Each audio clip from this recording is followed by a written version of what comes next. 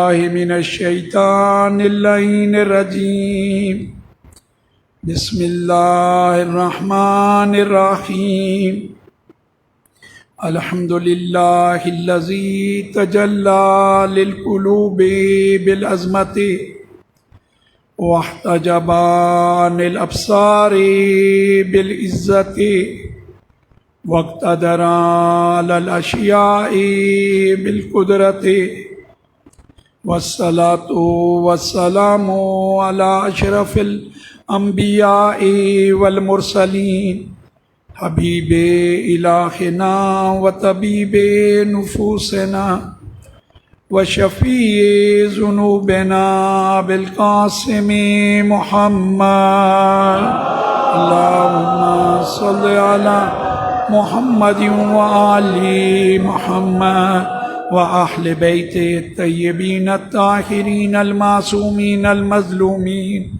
ولعنة الله على أعدائهم من يوم عداوتهم إلى قيام يوم الدين أما بعد فقد قال الله تبارك وتعالى في محكم كتابه أعوذ بالله من الشيطان اللعين الرجيم بسم اللہ الرحمن الرحیم قل هل يستوي الذين يعلمون والذين لا يعلمون انما يتذكر اولو الالباب پر محمد و آل محمد صلوات محمد و آل محمد۔ عزیزان گرامی، جو بھی صاحب عزت ہو اس کا احترام ہم سب کی ذمہ داری ہے۔ جسے اللہ رب العزت نے، اہل بیت نے اس شرف سے نوازا ہو، عزت دی ہو، ہماری ذمہ داری بنتی ہے جنہیں مالک عزت دے دیں۔ آج مجھے ایک تذکر دینا ہے، وہ یہ کہ یہ جتنے بھی خدمت گزار ہوتے ہیں نا عزاخانوں میں، ان کا مقام اہل بیت کی نظر میں بہت بلند ہے، بہت بلند۔ حتیٰ آپ کو میں ایک ایسا واقعہ سناؤں کہ جس میں آپ دیکھیں گے کہ کوئی زیادہ خدمت نہیں ہوئی۔ ایک تو وہ ہے جو مسلسل خدمت کر رہے ہیں، آپ کی، آپ کے اہل و عیال کی، آپ کے بچوں کی، تمام مومنین کی ہماری حفاظت پہ مامور ہے۔ خود وہ اپنا وقت وہاں صرف کرتے ہیں، دل ان کا بھی یہی ہے کہ فرش عزا پہ بیٹھیں، لیکن وہ چاہتے ہیں کہ ہم یہ ذمہ داری نبھائیں گے، مومنین سکون سے، آرام سے ذکر اہل بیت کو سنیں گے۔ ہم نوکر ابا عبداللہ ہیں، جو اس نیت سے اس خدمت کو انجام دے، ہماری ذمہ داری ہے کہ ان کا احترام کریں، ان کو عزت دیں، ان کا شکریہ ادا کریں۔ ایران کا ایک واقعہ آپ کو سناؤں۔ تہران کا ایک امام بارگاہ بہت ہی مشہور و معروف ہے، اس حسینیہ میں ایسا ایک واقعہ رونما ہوا مجلس کے بعد کہ آج تک وہ لوگ ان خدمت کرنے والوں کی بہت عزت کرتے ہیں۔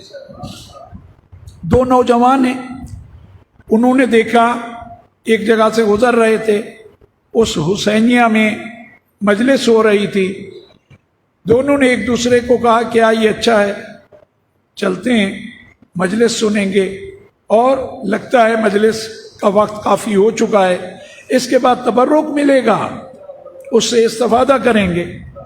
اس نیت سے یہ دونوں آ گئے، مجلس میں بیٹھے، دیکھا مولانا گفتگو کو طولانی کر رہے ہیں، ایک دوسرے کو جیسے ہوتا ہے دوستوں میں کونیاں ماری، اشارہ کیا کہ بھائی بات لمبی ہو رہی ہے، یہاں سے چلنا ہوگا۔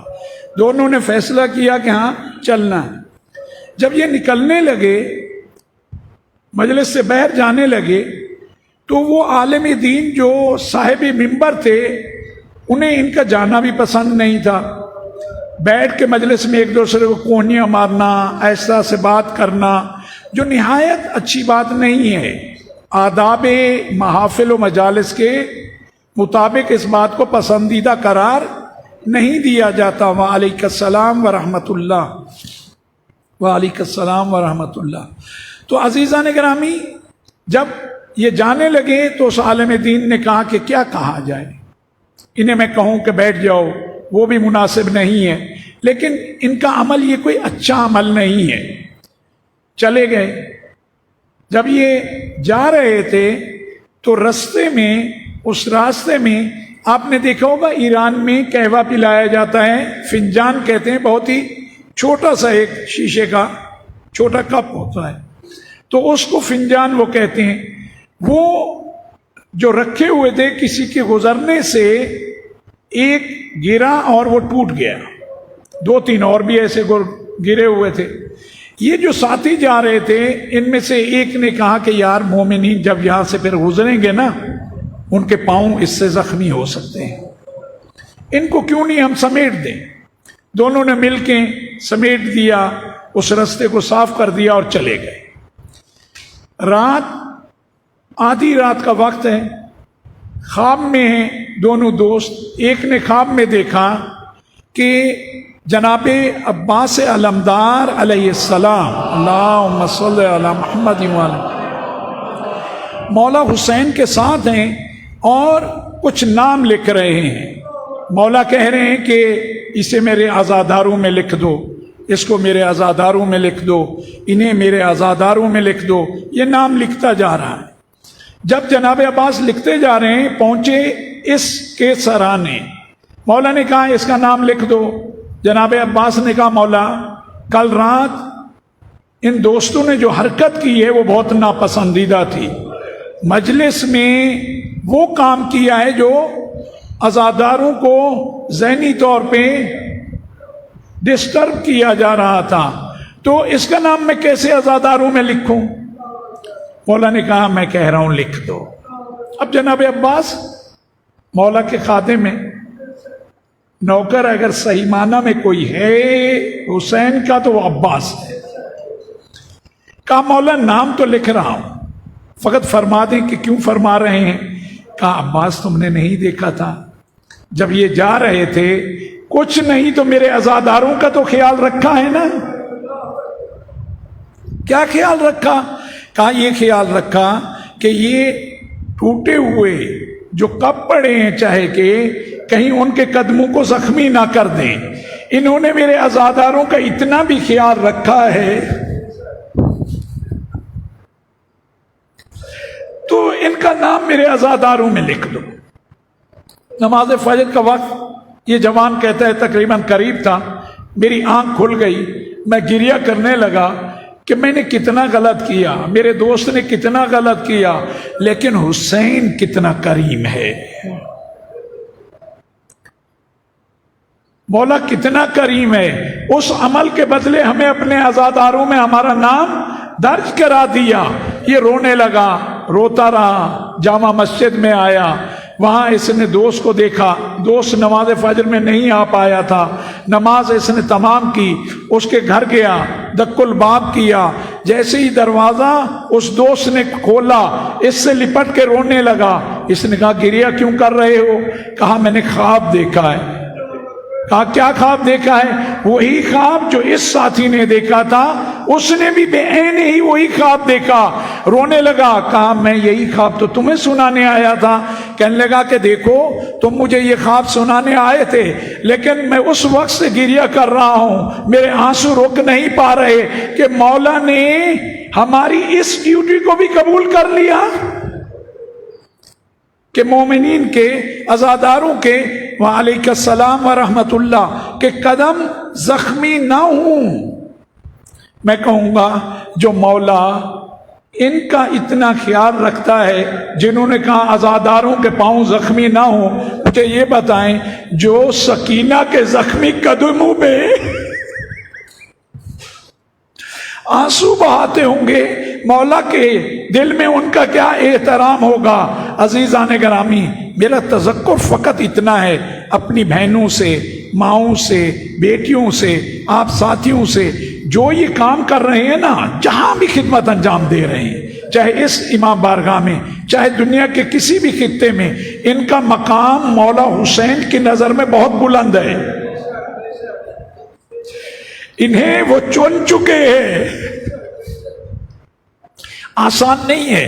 میں آتا ہوں مجلس پڑھ کے مجھے چلا جانا ہے، آپ نے آنا ہے مجلس سن کے چلا جانا ہے. وہ پورا دن اس فکر میں رہتے ہیں کہ اس انتظام کو کیسے کرنا ہے، کتنا پہلے آنا ہے، کتنا بعد میں جانا ہے، کسی چیز کی کوئی کمی نہ رہ جائے. ان کا جو مقام ہے میں اطمینان سے کہہ سکتا ہوں، اس کو سمجھنا ہمارا کام نہیں ہے. میں انہیں بھی کہتا ہوں کہ بہت خوش قسمت ہو، مولا حسین نے تمہیں چن لیا ہے، اپنے خدمت گزاروں میں تمہارا نام درج کرا دیا ہے. عزیزان گرامی، مولا اتنا کرم کریں اور ہم ان کے خادمین کو شکریہ ادا کرنے کے بجائے کئی جگہوں پہ میں دیکھتا ہوں، مجالس کے لیے جاتا ہوں، الجھ رہے ہوتے ہیں. الجھے نہیں ان سے، ان کا شکریہ ادا کریں. وہ اپنی جان کو داؤ میں لگائے ہوئے ہیں. آپ سکون سے یہاں تشریف فرمائیں.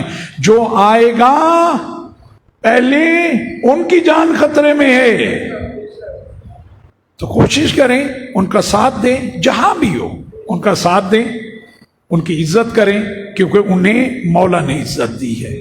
عزیزان گرامی، کل میں نے آپ کی خدمت میں عرض کیا کہ علم جیسی کوئی چیز نہیں ہے. علم سے بڑھ کے بھی آپ اس کائنات میں آپ کو اور کچھ نہیں ملے گا. علم ہے تو سب کچھ ہے، علم نہیں ہے تو کچھ نہیں. یہ میں نہیں کہہ رہا، پاک پروردگار نے اپنے حبیب کو اس طریقے سے پیغام دینے کو کہا کہ انسان جب ان پیغامات کو دیکھتا ہے کہ کتنا شرف ہے علم حاصل کرنے کا، وہ اصلاً ایک جدا طریقہ کار ہے. وہ دیکھیں کہ کس کے لیے رب العزت، وعلیکم السلام ورحمۃ اللہ، کس کے لیے رب العزت کہے گا کہ اس کے لیے دعا کرو. خالق کس کو کہے؟ اپنی مخلوقات سے کہے کیا کہو؟ اس کے لیے دعا کرو. کس کے لیے؟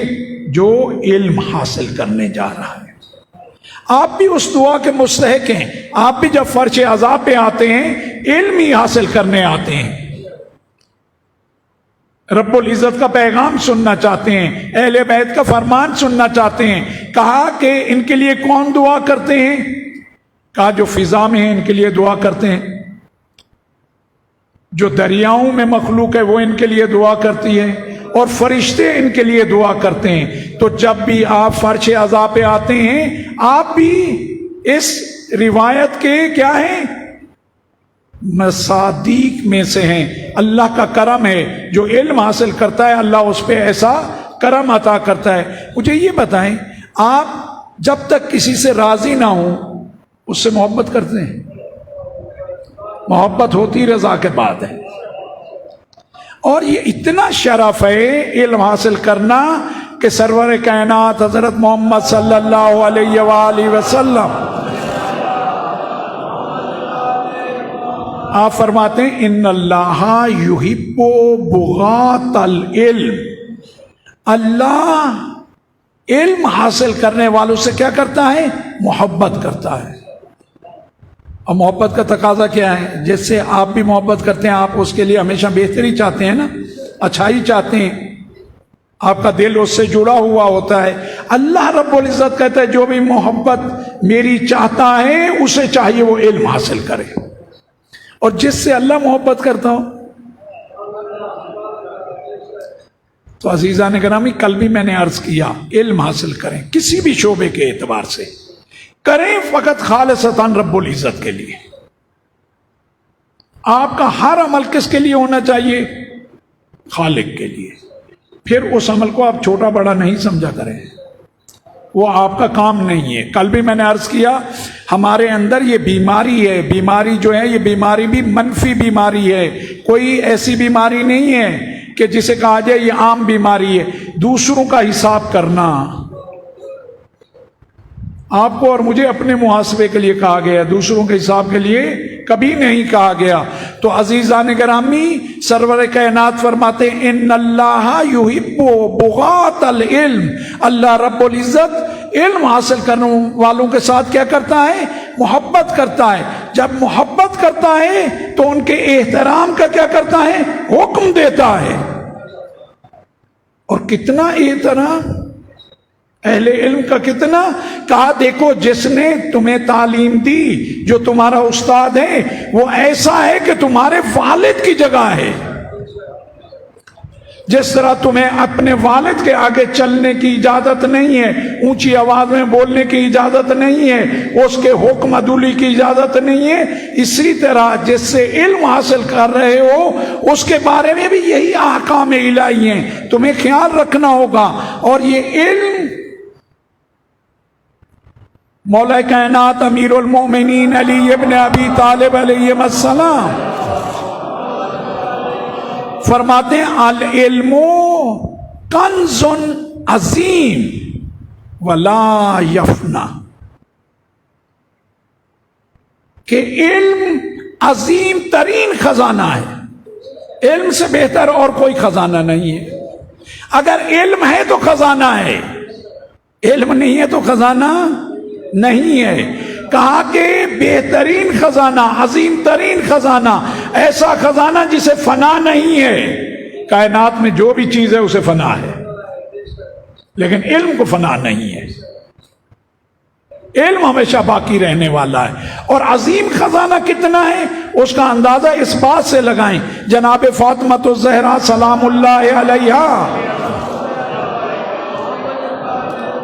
اپنے گھر میں تشریف فرما ہیں. ایک بچی آئی، ایک لڑکی آئی، عرض ادب کیا اور کہا کہ شہزادی مجھے میری ماں نے کچھ سوال دے کے بھیجا ہے آپ کی خدمت میں. کہا بسم اللہ بیٹا ضرور پوچھو، کیا پوچھنا ہے. اس نے سوال کرنا شروع کیے، بی بی نے جواب دینا شروع کیے. اس نے سوال جب اس کے تمام ہو گئے گھر چلی گئی شکریہ ادا کر کے. تھوڑی ہی دیر میں پلٹ آئی، کیونکہ جب جواب ملتا ہے نا پھر اس میں کوئی نہ کوئی سوال نکلتا ہے.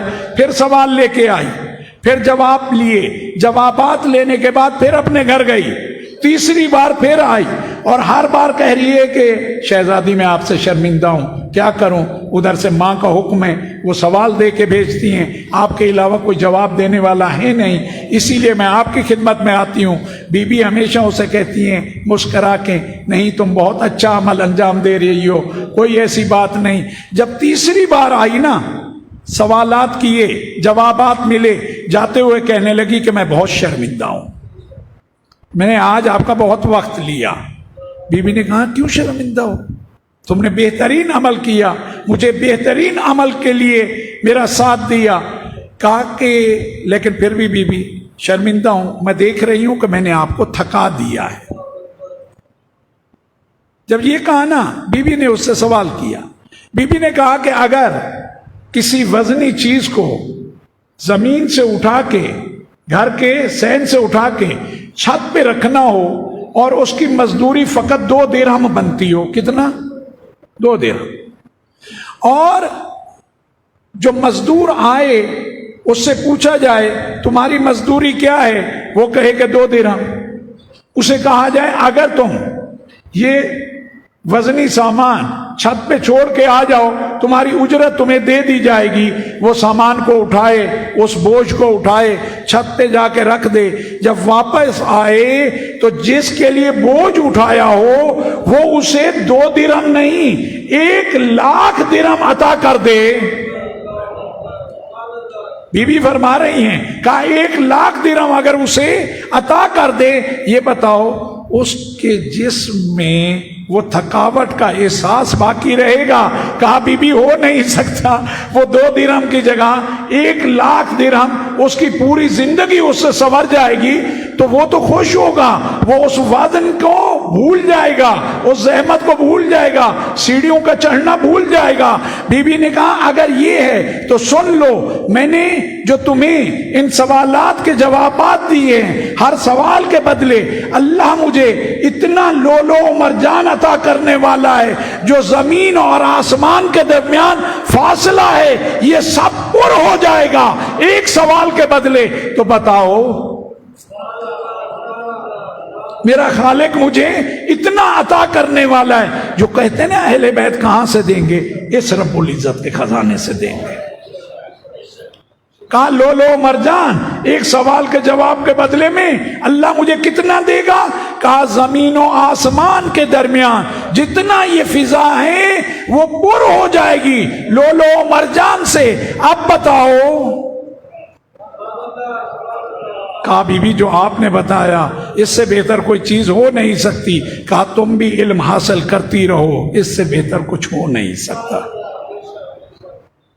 عزیزان گرامی، علم وہ دولت ہے، اس میں وہ طاقت ہے۔ مجھے یہ بتائیں، کوئی بھی چیز ایسی ہے وہ جس کی آنکھوں کا نور چلا گیا ہو، اس کو راہ دکھا سکے؟ آنکھوں کا نور نہیں ہے، یا کوئی اس کا ہاتھ تھامے، یا وہ کسی اسٹک کے ذریعے ایک جگہ سے دوسری جگہ پہ جائے، اس کے علاوہ کچھ ہے؟ اچھا مجھے یہ بتائیں، کوئی ایسا انسان جو نہایت کمزور ہو، ضعیف ہو، جس کا اٹھنا بیٹھنا اس کے لیے اس کمزوری کی وجہ سے آسان نہ ہو، اس کو کوئی طاقتور کہے گا؟ آپ دیکھیں سرور کائنات کیا فرما رہے ہیں، اللہم صلی علی محمد وآلہ، فرما رہے ہیں العلم حیات القلوب، علم زندگی ہے۔ کس کے لیے؟ یہ جو آپ اور میں فکر کرتے ہیں، تدبر کرتے ہیں، اس قلب کی بات ہو رہی ہے۔ آپ کے فکر تدبر کا جو مرکز ہے، جو محور ہے، اس کے لیے زندگی کیا ہے؟ علم۔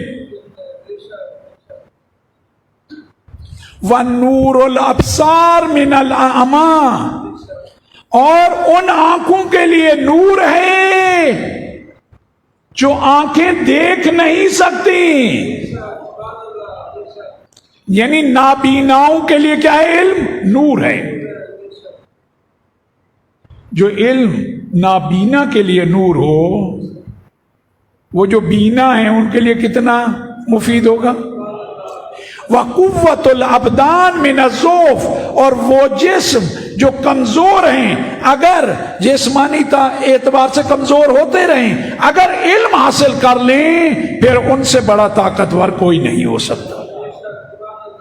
کوشش کریں، اپنا حصہ ملائیں۔ آپ اپنے بچوں کو جو تعلیم دلا رہے ہیں یہ آپ کی عبادت ہے، بہترین عبادت ہے، اس سے بہتر عبادت نہیں ہے۔ بچوں کو بھی کہیں بیٹا تم جا رہے ہو اسکول، یہ تمہاری عبادت ہے، یہ میری عبادت ہے، رب العزت پسند کرتا ہے، اہل بیت پسند کرتے ہیں۔ علم کیا ہے؟ العلم حیات، علم زندگی ہے، والجہل موت، اور جہالت موت ہے۔ اہل بیت نے ہمارے لیے راہ کو بہت روشن کیا ہے، ہم توجہ نہیں کرتے، کوتاہی ہماری طرف سے۔ میں آپ سب سے اگر ایک سوال کروں، مجھے یہ بتائیں مردے کا اختیار کس کے ہاتھ میں ہوتا ہے؟ زندہ کے ہاتھ میں۔ اپنے اختیار اس کا اب تمام ہو گیا، مردے کا اختیار زندہ کے۔ مجھے یہ بتائیں کہ دین نے ہمیں کہہ دیا جو علم حاصل نہیں کرتا وہ مردہ ہے، ہم نے سمجھا ہی نہیں۔ یہ آج جو ہمارے ہاں رونا دھونا ہوتا ہے نا کہ وہ وہاں سے بیٹھ کر ہماری حکومتیں چلاتے ہیں، اس کی وجہ دیکھو کیا ہے۔ باتیں کرنے سے کچھ نہیں ہوگا، اس سے کچھ حاصل نہیں ہونے والا۔ دیکھو یہ بیماری ہے کیوں کہ وہ وہاں سے بیٹھ کے جو صاحب ایمان بھی نہیں ہیں، کفر و الحاد میں، اس طرح ظلمت میں، اس طریقے سے ہمارے اعتبار سے کہ وہ ان کے لیے راہ نجات بھی نہیں ہے، جن کی اپنی راہ نجات اپنے لیے نہیں ہے، ہم انہیں اپنا نجات دہندہ سمجھنے لگے ہیں۔ آخر ہوا کیوں؟ دین نے پہلے بتا دیا، دیکھو مردے کا اختیار زندہ کے ہاتھ میں ہے، وہ جب چاہے اسے غسل دے، جب چاہیں کفن دیں، جب چاہیں خاک کے سپرد کریں، چاہیں تشییع جنازہ کریں چاہے نہ کریں، چاہے نماز اس پہ پڑھیں چاہے نہ پڑھیں، غسل دیں نہ دیں، سب کس کے اختیار میں؟ زندہ لوگوں کے۔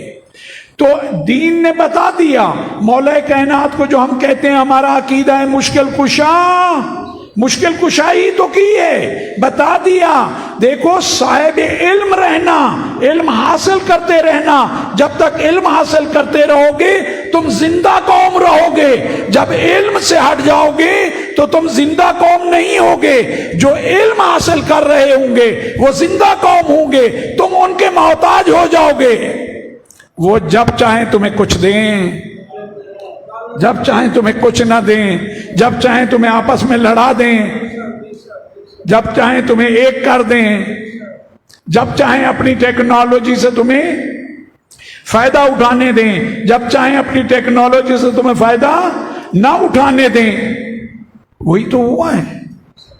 ہم میں سے جو جتنا علم حاصل کر چکا ہے اتنا اس کی زندگی بھرپور ہے، ایسا نہیں،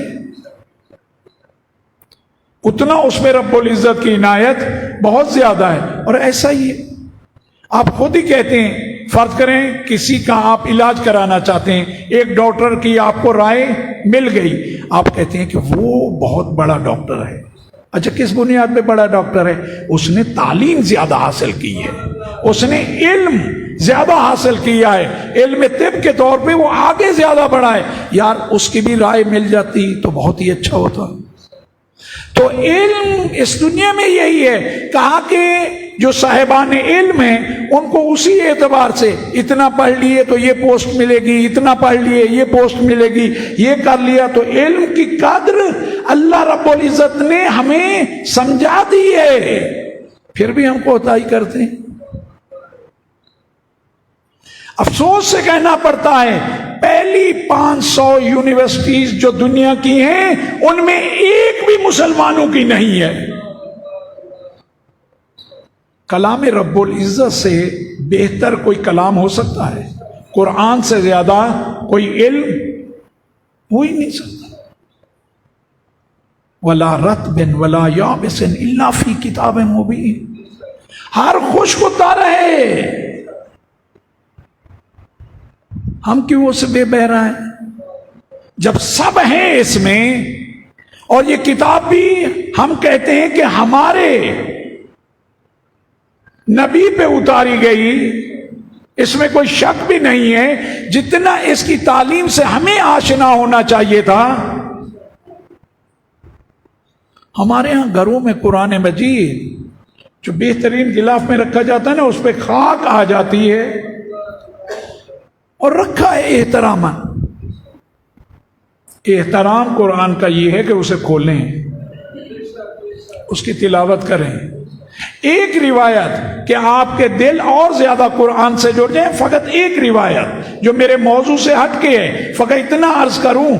ایک دن مسجد نبوی میں جناب سلمان فارسی بیٹھے ہوئے تھے، رسول اللہ آئے، صلی علی محمد و آل محمد، آپ احتراماً ان کے لیے کھڑے ہوئے، سلام ہوا، سلام کا جواب ہوا، بیٹھ گئے۔ کہا سلمان میں چاہتا ہوں آج تمہیں ایسا پیغام دوں کہ تم نے آج تک اس سے بہتر پیغام نہ سنا ہو۔ کہا یا رسول اللہ فرمائیں۔ کہا کہ جو بھی شخص، جو بھی مومن جب قرآن مجید کی تلاوت کرنا چاہتا ہے، قرآن مجید کو کھولتا ہے، اللہ رب العزت یہ قرآن کو کھولتا ہے، اللہ اس پہ رحمت کے دروازے کھول دیتا ہے۔ جب اللہ آپ پہ اور مجھ پہ رحمت کے دروازے کھول دے، پھر کوئی زحمت باقی رہے گی؟ بلا باقی رہے گی؟ مصیبت باقی رہے گی؟ جہاں خالق کی طرف سے رحمت ہو۔ کہا اللہ رحمت کے یہ قرآن کو کھولتا ہے، اللہ اس پہ رحمت کے دروازے کھول دیتا ہے، اور اس کے بعد جیسے ہی یہ قرآن کی تلاوت شروع کرتا ہے، اللہ رب العزت ہر حرف کے بدلے، لفظ نہیں کہا، حرف، الف، با، تا، یہ کیا ہیں؟ حروف ہیں، ہر حرف کے بدلے اللہ رب العزت ایک فرشتہ خلق کرتا ہے۔ اس فرشتے کا کام کیا ہے؟ ہر حرف کے بدلے ایک ہوا، ایک آیت کے بدلے ممکن ہے ایک لشکر ہو گیا۔ کہا ان فرشتوں کا کام یہ ہے کہ اس کے لیے استغفار کرتے ہیں۔ اچھا کب تک استغفار کرتے ہیں؟ جب تک یہ تلاوت کرتا ہے۔ نہیں، اس کا کرم بے کراں ہے، اس کے کرم کی حد نہیں ہے۔ یہ بھی صحیح تھا کہ جب تک تلاوت کرتے رہو گے رحمت کے دروازے کھلے رہیں گے تم پہ، اور ہر حرف کے بدلے فرشتہ جو خلق ہوا ہے، فرض کریں آپ نے چند آیات کی تلاوت کی اور وہ 500 حرف پہ مشتمل ہیں، اور 500 کا لشکر اللہ نے، وہ بھی کس کا؟ معصوم مخلوق کا، فرشتوں کا خلق کیا، اور ان کا کام کیا ہے؟ آپ کے لیے استغفار کرنا۔ کب تک؟ جب تک آپ قرآن پڑھ رہے ہیں، اس کی تلاوت۔ یہ بھی صحیح تھا، خالق نے کہا نہیں، جب تک دنیا میں ہے، کہا نہیں، جب تم دنیا سے چلے جاؤ گے تب تمہاری قبور پہ آ کے استغفار کریں گے تا روز قیامت۔ اللہ کتنا کریم ہے، کوتاہی ہماری طرف سے۔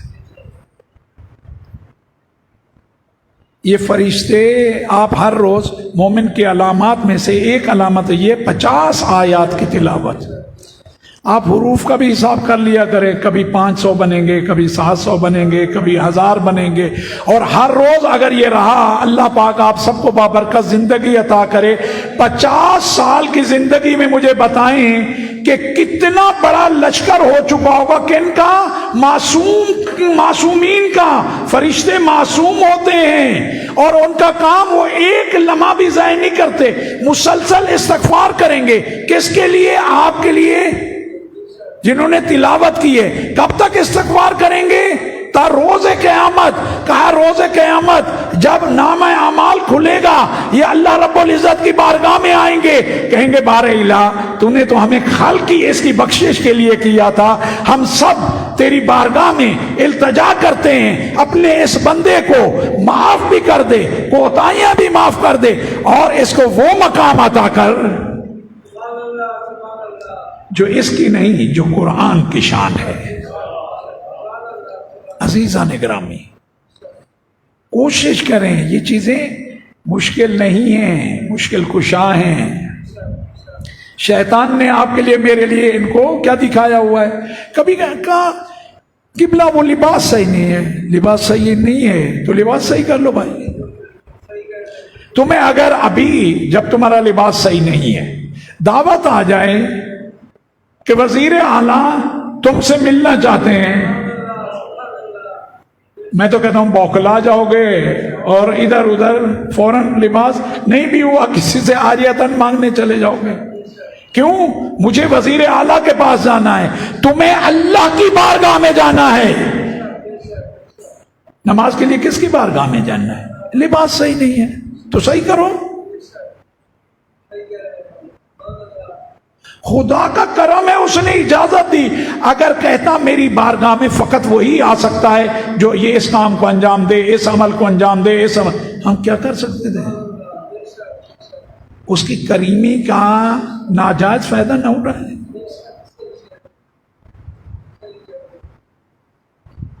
اس کے احسان و کرم کا، آپ کسی کو 4 دن دینا اور 5ویں دن آپ کی پہلی آواز پہ نہ آئے،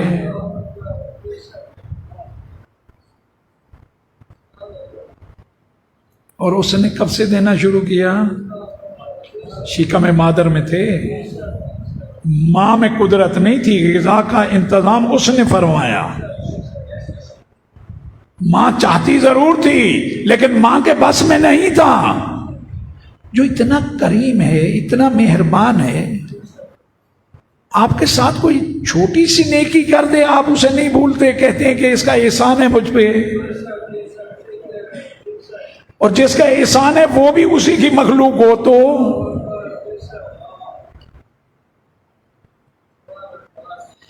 علم کی قدر کریں، صاحبان علم کی بھی قدر کریں۔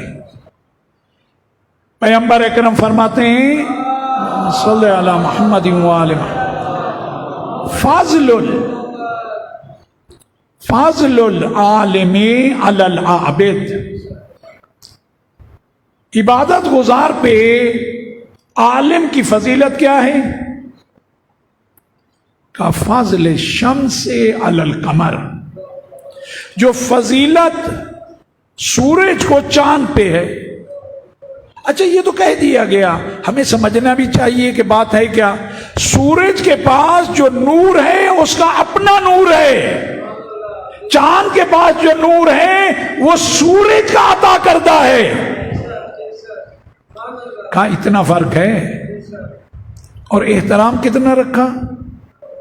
آپ اور میں اس احترام کو سمجھ نہیں سکتے۔ رسول اللہ کی بارگاہ میں جناب جبرائیل علیہ السلام تشریف فرمائیں، باتیں ہو رہی ہیں، رب العزت کا پیغام پہنچایا جا رہا ہے، اتنے میں مسجد میں مولا کائنات داخل ہوئے۔ اللہم صلی علی محمد وآلہ۔ معلوم ہے کون سی مسجد میں؟ مسجد نبوی نہیں، روایت جو بتاتی ہے مسجد الحرام میں، کہ عین شباب ہے مولا کا، ابھی اسلام کا وہ بول بالا اس طرح سے نہیں ہوا۔ رسول اللہ کی خدمت میں جناب جبرائیل ہیں، بیٹھے ہوئے ہیں، باتیں ہو رہی ہیں، اللہ کا پیغام پہنچایا جا رہا ہے۔ مولا کائنات مسجد الحرام میں داخل ہوئے، جیسے ہی آتے ہوئے دیکھا جبرائیل اپنی جگہ سے اٹھ گیا۔ یہ وہ روایت ہے جسے تمام مکاتب فکر نے لکھا ہے۔ مولا کائنات کو دیکھے جناب جبرائیل، جبرائیل ہے کون؟ تمام فرشتوں کا۔ اچھا میں نے تمام کہہ دیا، کتنے ہیں فرشتے؟ یقین جاننے آج تک ان کی تعداد بیان ہی نہیں کہی گئی۔ تمام فرشتوں کی سرداری کس کے ہاتھ میں ہے؟ جناب جبرائیل کے۔ وعلیکم السلام ورحمۃ اللہ۔ اب تمام فرشتوں کی سرداری جس کے پاس ہے، وہ ایک جوان کو دیکھ کے اپنی جگہ سے کھڑا ہو گیا۔ جیسے ہی کھڑا ہوا رسول اللہ نے مسکرا کے کہا جبرائیل ایک جوان کے احترام میں، کہا اس کا احترام مجھ پہ واجب ہے۔ کہا جبرائیل کیسے واجب ہے تم پہ؟ کہا یا رسول اللہ حق کے تعلیم رکھتے ہیں۔ کہا تم پہ حق کے تعلیم رکھتے ہیں، رسول اللہ جانتے ہیں، چاہتے ہیں پیغام پہنچے۔ کہا تم پہ حق کے تعلیم رکھتے ہیں۔ کہا یا رسول اللہ مجھ پہ حق کے تعلیم رکھتے ہیں۔ کہا کب؟ کہا جب اللہ رب العزت نے مجھے خلق کیا، خلق کرنے کے بعد خالق نے مجھ سے سوال کیا من انتا وما اسمک، تو کون ہے اور تیرا نام کیا ہے؟ ومن انا وما اسمی، میں کون ہوں، میرا نام کیا ہے؟ کہا جب یہ کہا نا میں تو سوچ میں پڑ گیا، جواب دوں تو کیا دوں؟ میں نے جواب دینے کی کوشش کی، میں نے کہا انا انا انت انت، میں ہوں تو ہے۔ کہا رب العزت نے پھر سوال کو دہرایا، میں سمجھ گیا اگر جواب صحیح ہوتا سوال دوبارہ نہ ہوتا۔ اب میں کافی دیر سوچنے کے بعد دوبارہ میں نے یہی کہا انا انا انت انت۔ رب العزت نے تیسری بار سوال دہرایا، اب میری گھبراہٹ بڑھ گئی۔ جب میں گھبرا رہا تھا اس وقت اس جوان کو میں نے دیکھا، عالم نور سے یہ ظاہر ہوا، مجھے کہا جبرائیل اس طرح نہیں، رب العزت کو یہ جواب دو۔ کیا جواب دو؟ انا عبد الذلیل واسمی جبرائیل انتا رب الجلیل واسمک جمیل۔ کہا یہ کہنا تھا، میں نے تکرار کیا، میں نے تکرار کرنا تھا، رب العزت نے مجھے فرشتوں کی سرداری اس کے جواب میں عطا کر دی۔ میری جو بھی عزت ہے اس صاحب عزت کی وجہ سے ہے۔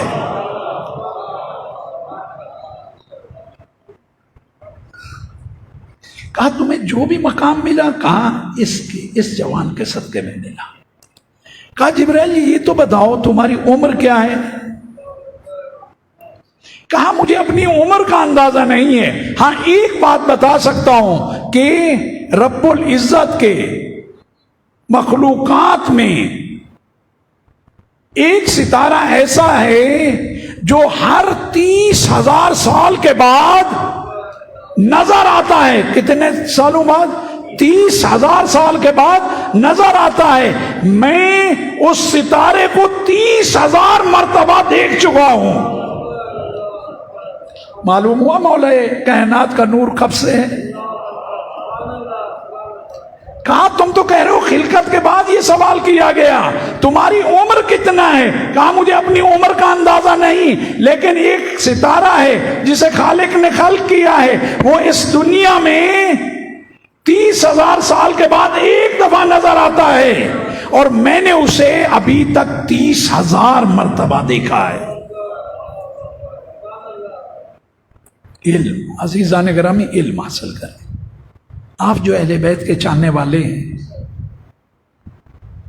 آپ کا جن سے رشتہ ہے ان کا علم کا عرض کروں گا۔ کتنا علم ہے، ہمارا کام ہی نہیں یہ سمجھنا، اتنا معلوم ہے کہ جتنا ان کے پاس ہے کسی کے پاس نہیں ہے۔ آپ کبھی یہ نہ سوچیں بچے کو اسکول بھیج رہے ہیں، یہ بھی علم ہے، یہ بھی عبادت ہے۔ میں نے آپ کو کہا علوم کے درجات ہیں، درجات کے اعتبار سے فرق ہے۔ انسانوں کے بھی درجات ہیں یا نہیں؟ فرشتوں کے بھی درجات ہیں۔ جو درجہ جناب جبرائیل کو ملا کسی اور کو ملا، باقی بھی فرشتے ہیں۔ اسی طرح انسانوں میں بھی ہے، اسی طرح آپ کے اداروں میں بھی ہے، اسی طرح دفاتر میں بھی ہے۔ وہ مراتب کو چھوڑ دیں، آپ اچھے مرتبے کے پاس کب جائیں گے؟ جب چھوٹے مرتبے کو طے کریں گے نا۔ یہ آپ کا بھیجنا، بچوں کو تعلیم دلانا، یہ عبادت ہے۔ عبادت سمجھ کے اسے انجام دیں۔ کل کو جب آقا و مولا ظہور فرمائیں، اللہم صلی علی محمد وآل محمد، انہیں لشکر میں ہر قسم کا فرد چاہیے، ہر قسم کا فرد چاہیے۔ میری اپنے لیے یہ دعا ہے کہ اپنی ڈیوٹی کی اگر کہیں نا کہ تمہارا کام خاک روبی ہے، اس سے بڑھ کے میرے لیے شرف نہیں ہوگا۔ انہیں ضرورت ہے، مختلف افراد، مختلف علوم رکھنے والے جنہوں نے کام آنا ہے، آپ نے لشکر تیار کرنا ہے، آپ کا جو حصہ بن سکتا ہے اسے ملائیں۔ کیونکہ مولا یقین جانے رب العزت کے حکم کے منتظر ہیں۔ آپ کو نہیں معلوم اپنے جد کو یاد کر کے کتنا گریا کرتے ہیں، کربلا کو یاد کر کے میں آپ کے میرے امام بہت گریا کرتے ہیں۔ ہم تصور ہی نہیں کر سکتے کہ وہ کتنا گریا کرتے ہیں۔ اپنے اعمال کے ذریعے ان کے زخموں پہ ہم مرہم ضرور رکھ سکتے ہیں، اور وہ عمل کے ذریعے ہو سکتا ہے۔ جیسے خود آپ کا یہ عمل ہے، فرش عذاب پہ آنا آپ کا عمل ہے، اس کے ذریعے آپ کو معلوم ہے کہ کیا ہوتا ہے۔ جب آپ گریا کرتے ہیں، مولا حسین کہتے ہیں کہ اس آنسو کے ذریعے میرے زخموں کو شفا ملتی ہے، لیکن مولا کہتے ہیں 2 زخم ایسے ہیں وہ کبھی نہیں بھرے۔ مولا وہ 2 زخم کون سے ہیں؟ کہا ایک اکبر کے کلیجے میں جو برچھی لگی ہے، اور دوسرا جو میری بہنوں کی چادریں چھینی گئی ہے۔ سادات ہیں، برہنہ سر ہیں، کربلا سے کوفہ، کوفہ سے شام کی جو راہ ہے بہت سخت ہے، کیونکہ یہ ان راستوں سے لے کے گئے ہیں جو ان افراد پہ مشتمل تھے، آبادیاں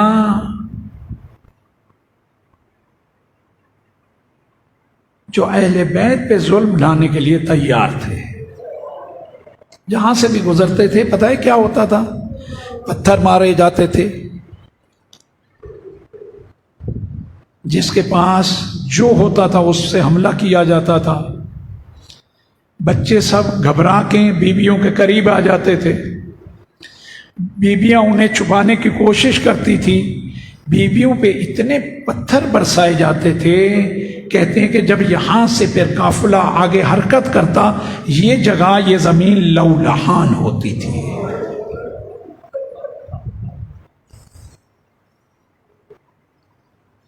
مجھے یہ بتائیں، جب جناب زینب کو زخم آتا ہوگا، پتھر لگتا ہوگا، مولا کائنات کے دل پہ کیا گزرتی ہوگی؟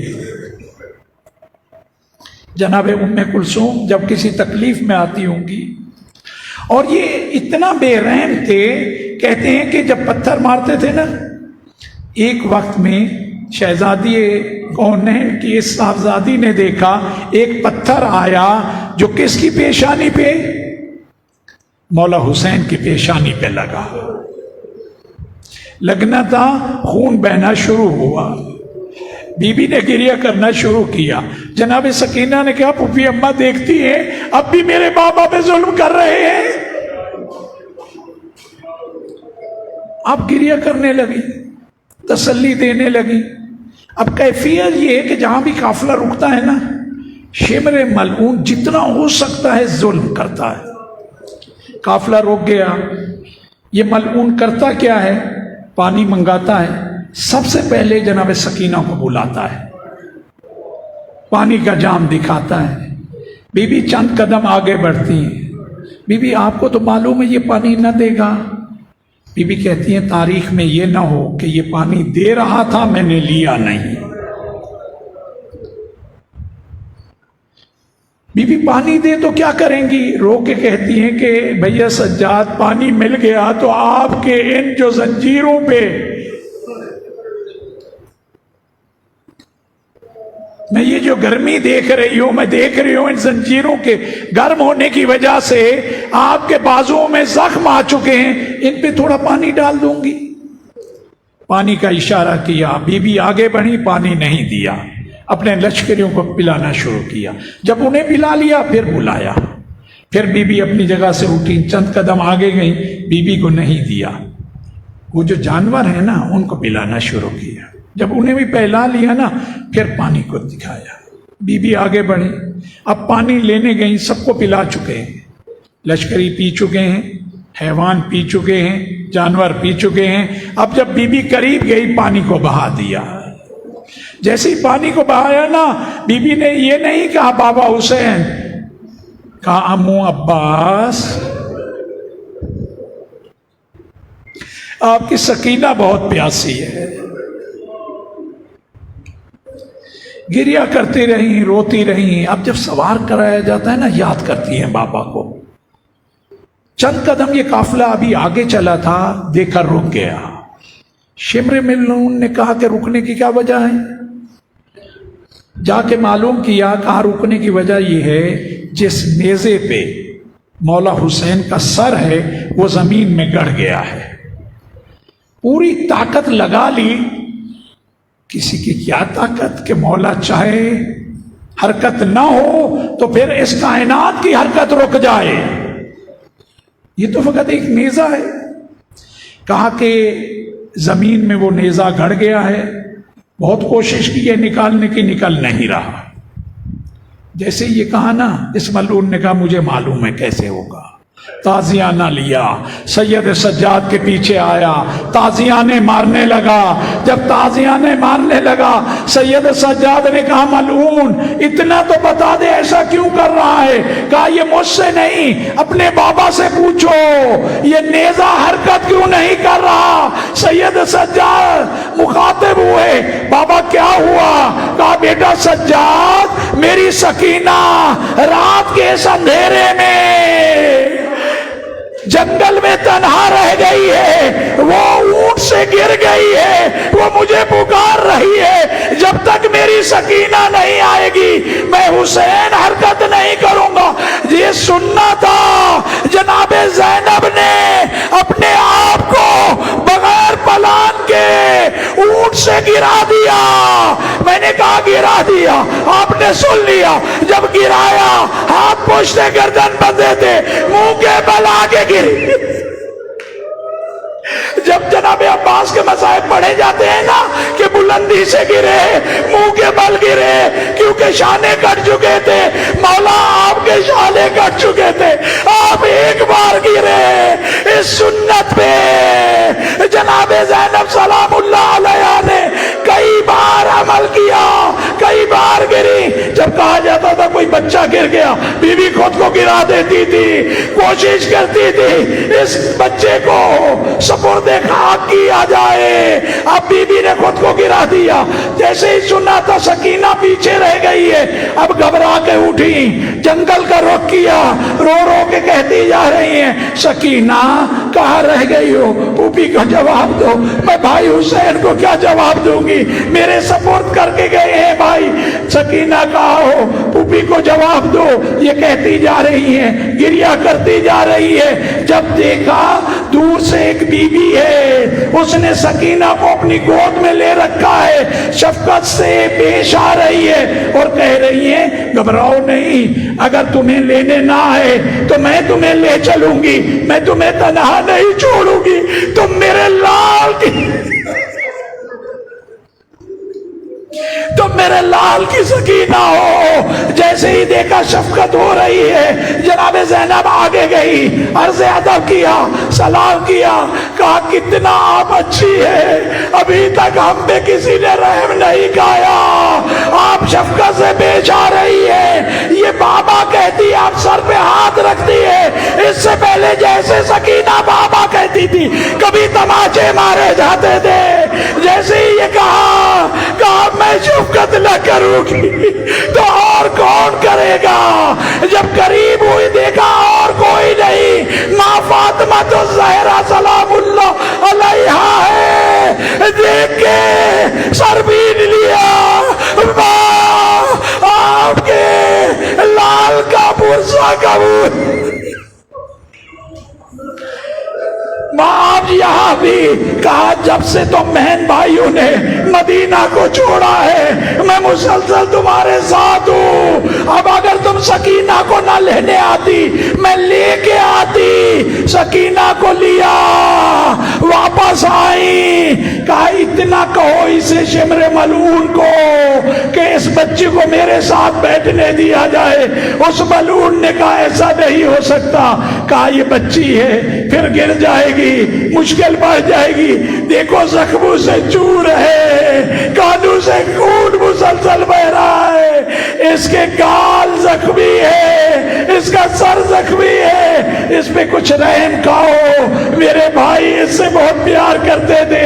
کہا کہ اب گرے گی نہیں، کیوں نہیں گرے گی، کہا اس لیے نہیں گرے گی میں نے اہتمام کر لیا ہے۔ کیا اہتمام کیا ہے، ہماری کا اہتمام کیا ہے، نہیں سب نے دیکھا، اونٹ کی پشت پہ سکینہ کو پشت کے بل لٹا دیا، رسیوں سے باندھ دیا، کہا اب نہیں گرے گی۔ عزیزوں آپ کو معلوم ہے جب کوئی بچہ روتا ہے اونٹ بھاگتا ہے اس شدت سے، یہ روتی تھی بابا کو یاد کرتی تھی، کبھی کہتی تھی واہ حسینہ، کبھی کہتی تھی واہ عباسہ، اونٹ دوڑتا تھا اور زخم بڑھنا شروع ہوئے۔ جب یہ شام کے قریب پہنچا ہے قافلہ، اونٹ کی پیٹھ سکینہ کے خون سے لتپت تھی، سکینہ کی پیٹھ زخموں سے چور تھی۔